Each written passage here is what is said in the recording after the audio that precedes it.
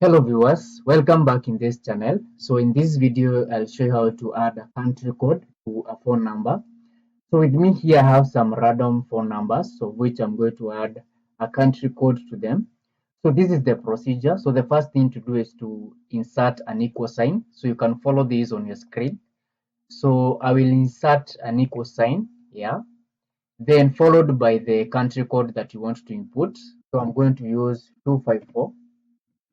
So this is Kenyan country code. So the next thing is to insert end sign. So you can follow this on your screen. So this is the end sign you can see on this pointer. So I'm going to left click once. Yeah. And then the next step is to click on cell A2. Cell A2 is the first number. And then I'll click on enter. So as you can see on your screen, I've already added the country code to this first number. So my intention is to add the 254, all these phone numbers. So what I'll do is that I'll just drop, as you can see on your screen. So I'll just drop these, yeah.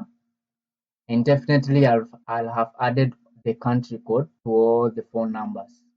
So thank you very much for watching this video. And if you are new in this channel, remember to subscribe, comment, share, like, and also hit on the notification bell so that you'll always be notified on our new uploads. Thank you.